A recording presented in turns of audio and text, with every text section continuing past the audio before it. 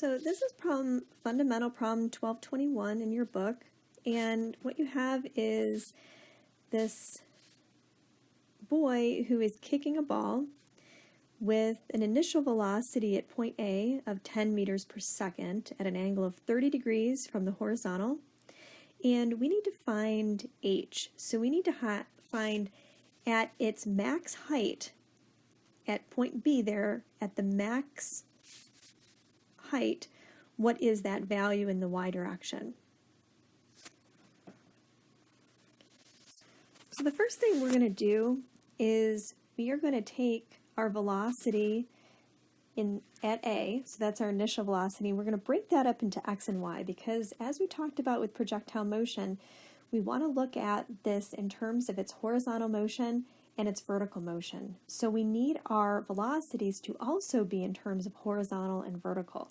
So VA sub x, so velocity in the x direction, is equal to 10 cosine of 30 degrees, which is equal to 8.66 meters per second.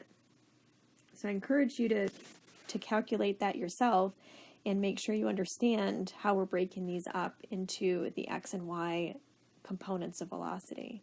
We can also look at velocity in the y direction at A, and that equals 10 sine of 30 degrees, which is equal to 5 meters per second. And the last thing that we know as far as givens go is we know that our acceleration in the y direction is minus 9.81 meters per second squared. And we're going to use the axes like they show in the problem.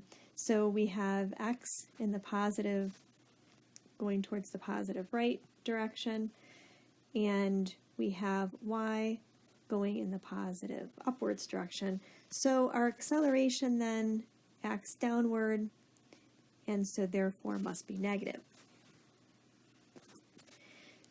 So we need to figure out what this max height h is. Now, when we're looking at projectile motion, we know at the max height, so at max height, the velocity must equal 0. So what we can do is we can actually use our nice equation that we had already developed for vertical motion. Use our equation Vy, so our final velocity in the y direction squared, that must equal our initial velocity in the y direction squared plus 2 times acceleration in the y direction times the difference between the final position and the initial position.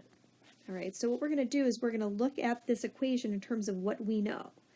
Well, our velocity in the y direction, our final velocity, we know has to be 0 because we really are only looking at this problem in sort of the first half of the motion. So we're going to say that's 0.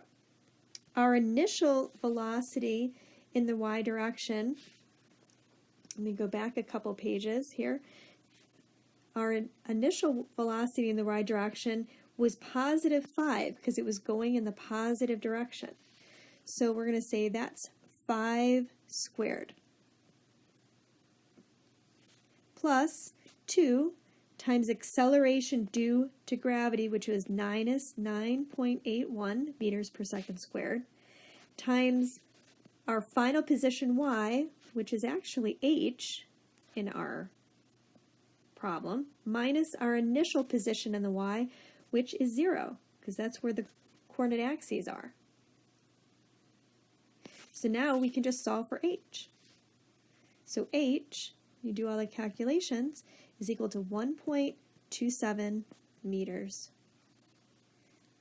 So you can see that even though we have all those different equations, you really want to pick the equations that are really going to help you get to this solution the quickest. Now, it's possible we could have used a different combination of equations. We could have found how much time it took, for example, to get to that height.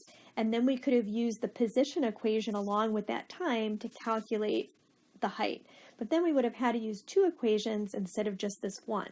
So it's very important to plan your solution with your given information along with what you need to find, and then use the equations appropriately and most efficiently.